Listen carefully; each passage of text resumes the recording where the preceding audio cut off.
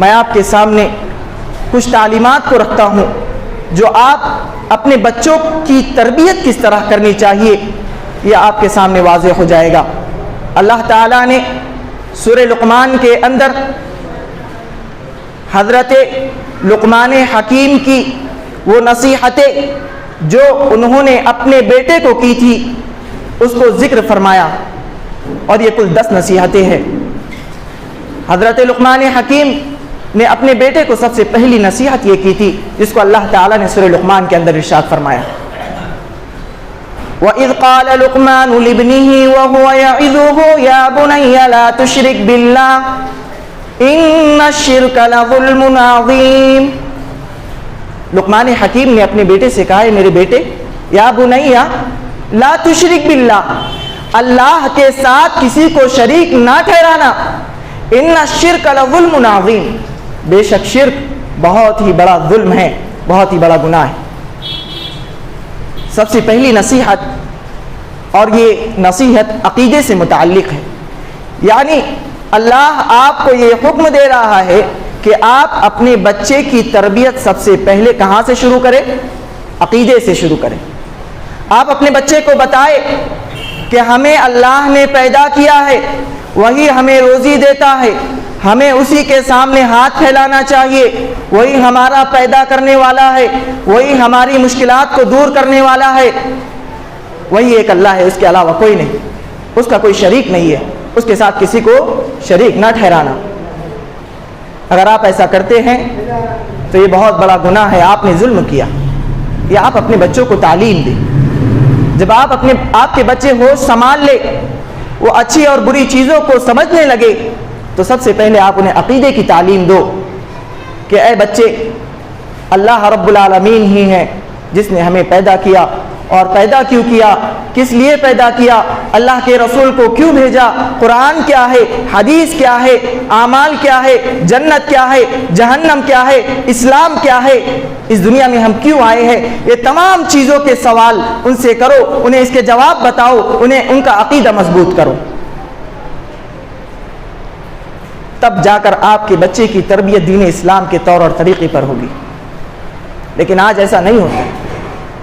کتنے والدین ہیں، ذرا اپنے دل سے آواز نکال کر سوچے، کیا ہم نے اپنے بچے کو عقیدے کی تعلیم ابھی تک دی؟ اگر دی ہے تو الحمدللہ، میں اللہ سے دعا کرتا ہوں کہ اللہ آپ کو اس کا نیک اور بہت ہی اچھا بدلہ عطا فرمائے، اور اگر آپ نے نہیں کی، ابھی بھی وقت ہے، اپنے بچے کے عقیدے کی تعلیم کو درست کیجیے۔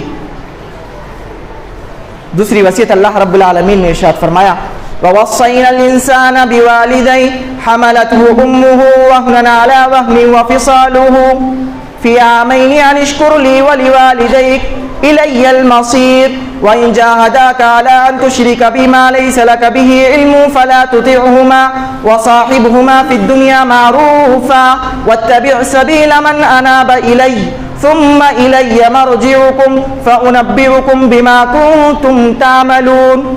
ان 2 آیتوں کے اندر اللہ رب العالمین نے یہ وصیت انسان کو کی کہ تم اپنے والدین کے ساتھ حسن سلوک کرو۔ حملتہ امہ، کیونکہ تمہاری ماں نے تمہارے کو پیٹ کے اندر، حمل کے اندر بہت ہی مشکل اور مصائب کا سامنا کر کے آپ کو اپنے پیٹ میں پالا، 2 سال تک آپ کو دودھ پلایا۔ آپ اللہ کا شکر ادا کرو اور اپنے والدین کا شکر ادا کرو۔ پھر آگے فرمایا، وَإِنْ جَاهَدَاكَ عَلَىٰ أَن تُشْرِكَ بِمَا لَيْسَ لَكَ بِهِ عِلْمٌ فَلَا تُطِعْهُمَا، کہ اگر ان دونوں میں سے یعنی والدین میں سے بچے کو یہ تعلیم دی جا رہی ہے کہ والدین ہی اگرچہ کیوں نہ ہو، وہ اگر آپ کو اللہ کے ساتھ کسی کو شریک کرنے کا، اللہ کے ساتھ شرک کرنے کا حکم دیتے ہیں، آپ پر زور ڈالتے ہیں، تب بھی آپ والدین کے اس حکم کو نہیں مانیں گے۔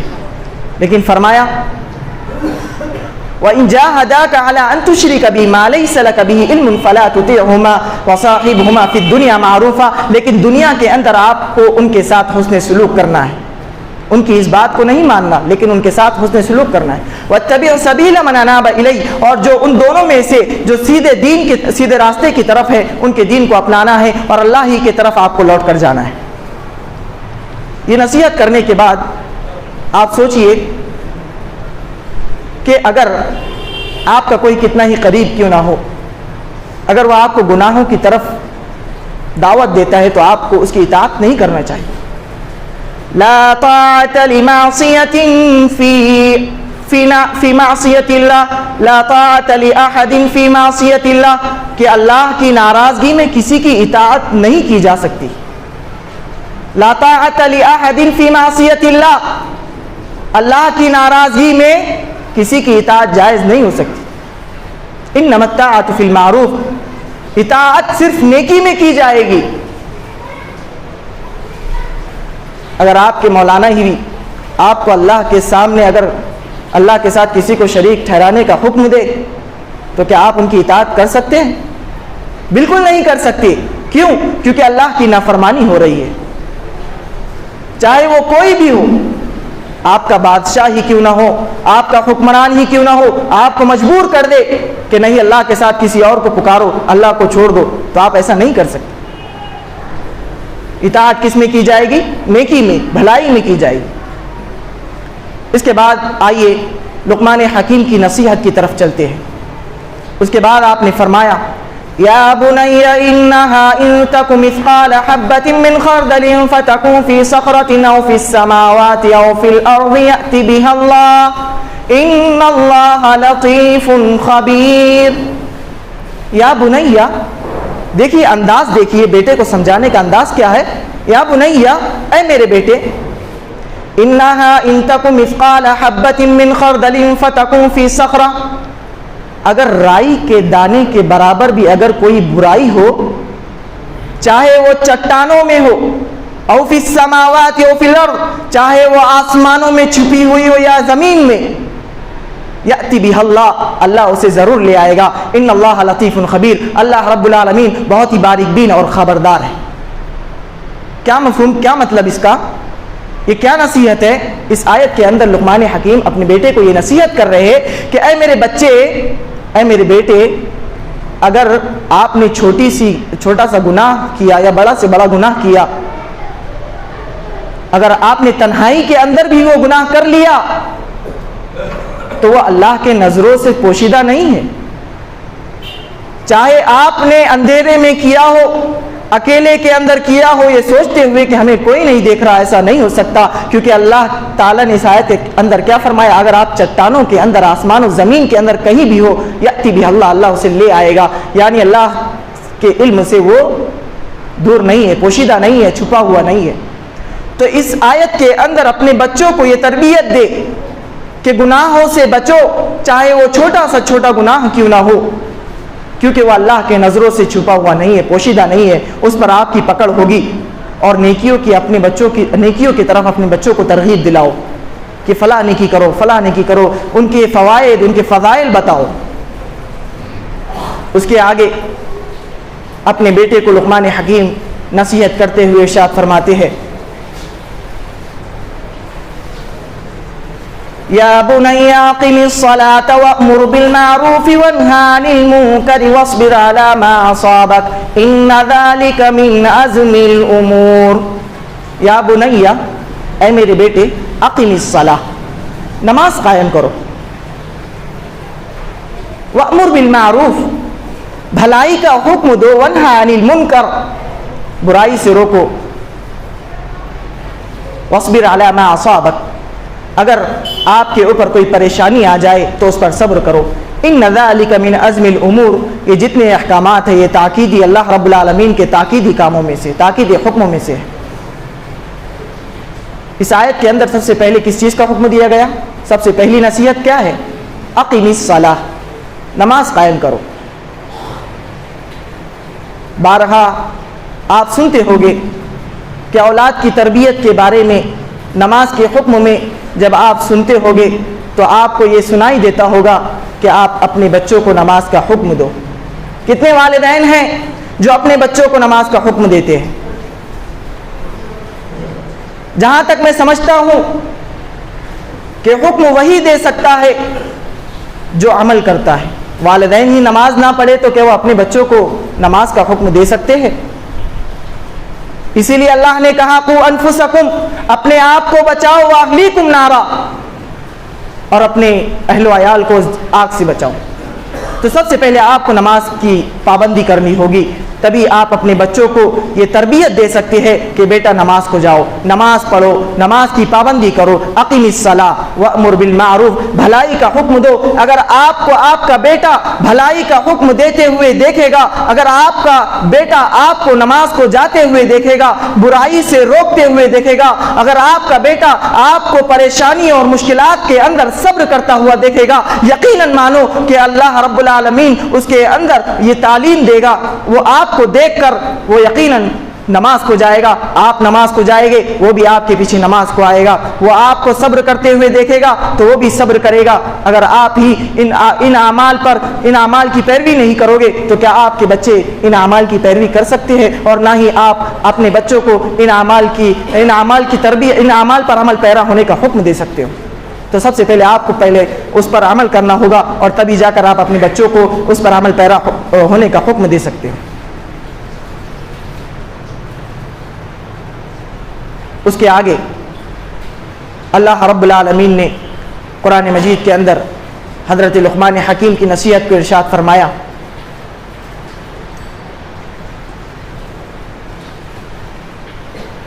وَلَا تُصَعِّرْ خَدَّكَ لِلنَّاسِ وَلَا تَمْشِ فِي الْأَرْضِ مَرَحًا إِنَّ اللَّهَ لَا يُحِبُّ كُلَّ مُخْتَالٍ فَخُورٍ وَاقْصِدْ فِي مَشْيِكَ وَاغْضُضْ مِنْ صَوْتِكَ إِنَّ أَنكَرَ الْأَصْوَاتِ لَصَوْتُ الْحَمِيرِ۔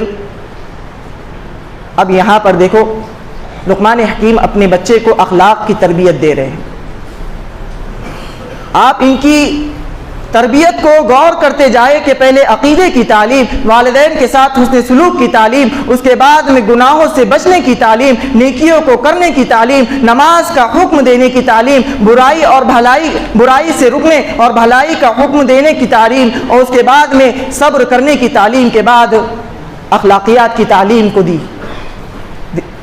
اللہ کون ہے یہ بتا دیا، کیا اعمال کرنا ہے وہ بتا دیا، اس کے بعد اخلاق بتا رہے ہیں۔ اخلاق بہت ہی عمدہ چیز ہے جس کی وجہ سے دین اسلام کا دین اسلام ہمیں آج جو منتشر اور پھیلا ہوا نظر آتا ہے، یہ نبی اکرم صلی اللہ علیہ وسلم کے اخلاق کا کرشمہ ہے کہ آپ کے اخلاق کو دیکھ کر کئی مشرکین، کئی لوگ دین اسلام کو قبول کیے ہیں۔ تو اخلاق بھی ہمارے لیے بہت ہی ضروری ہے۔ آج اگر سب سے بدترین قوم کی مثال دی جاتی ہے تو مسلمان کی دی جاتی ہے۔ ہونا یہ چاہیے تھا کہ ہمارے اخلاق کی وہ مثال دی جائے کہ دنیا کے اندر کوئی قوم ایسی نہیں کہ آج مسلمان اپنے نبی کے پیروی اور اتباع کرتے ہوئے دنیا کی سب سے بہترین قوم ہو سکتی تھی، لیکن ہم نے اپنے اندر سے اخلاق کو مٹا دیا۔ اخلاق کیا ہے؟ وَلَا تُصَعِّرْ خَدَّكَ لِلنَّاسِ، تم اپنے آپ کو بڑا سمجھتے ہوئے، لوگوں کو حقیر سمجھتے ہوئے ان سے منہ نہ موڑو۔ وَلَا تُصَعِّرْ خَدَّكَ لِلنَّاسِ، پہلی تعلیم کیا دی؟ تم اپنے آپ کو بہت بڑا نہ سمجھو، لوگوں کو حقیر نہ سمجھو۔ آج کسی کے پاس تھوڑا سا پیسہ آ گیا، بڑی کرسی مل گئی، اپنے سے کمتر لوگوں کو، اپنے سے چھوٹے لوگوں کو حقیر سمجھتے ہیں، ان سے منہ پھیر لیتے ہیں۔ ایسا نہ کرو۔ وَلَا تُصَعِّرْ خَدَّكَ لِلنَّاسِ وَلَا تَمْشِ فِي الْأَرْضِ مَرَحًا، اور زمین پر اکڑ کر نہ چلو، زمین پر اکڑ کر نہ چلو۔ إِنَّ اللَّهَ لَا يُحِبُّ كُلَّ مُخْتَالٍ فَخُورٍ، بے شک اللہ رب العالمین تکبر کرنے والوں کو پسند نہیں کرتا۔ اس کے آگے فرمایا وَاقْصِدْ فِي مَشْيِكَ وَاغْضُضْ مِنْ صَوْتِكَ، جب آپ راستوں پر چلو تو میانہ روی سے چلو، تکبر کرتے ہوئے نہ چلو، میانہ روی سے چلو۔ وَلَا تُصَعِّرْ خَدَّكَ لِلنَّاسِ وَلَا تَمْشِ فِي الْأَرْضِ مَرَحًا إِنَّ اللَّهَ لَا يُحِبُّ كُلَّ مُخْتَالٍ فَخُورٍ وَاقْصِدْ فِي مَشْيِكَ وَاغْضُضْ مِنْ صَوْتِكَ، اور آپ اپنی آواز کو پست رکھو۔ إِنَّ أَنكَرَ الْأَصْوَاتِ لَصَوْتُ الْحَمِيرِ، جو اپنی آواز کو بلند کر کر بے تقی آواز سے کہتا ہے، اس کی مثال کیا دی؟ وہ گدھے کی آواز ہے۔ کس کی آواز ہے؟ گدھے کی آواز ہے، آپ اپنے آواز کو، آپ کے بات کرنے کا طریقہ یہ ہونا چاہیے دین اسلام کے مطابق آپ جس سے بھی بات کریں بہت ہی نہایت اچھے انداز میں، اچھے سلوک سے بات کریں۔ یہ وہ تعلیمات ہے جن کو میں نے آپ کے سامنے ذکر کیا۔ لقمان حکیم ایک بہت ہی نیک آدمی تھے، انہوں نے اپنے بیٹے کو یہ تعلیم دی تھی جن کی تعلیم کو اللہ نے سورہ لقمان کے اندر ارشاد فرمایا ہے۔ اور بہت سی تربیت اللہ کے رسول صلی اللہ علیہ وسلم کی زندگی سے ہمیں حاصل ہو سکتی ہے، اور بہت سی آیات اور احادیث ہیں جن کے ذریعے سے، جن کو پڑھ کر ہم اپنے بچوں کی تربیت کر سکتے ہیں، انہیں ایک پکا اور سچا اور صالح مسلمان بنا سکتے ہیں۔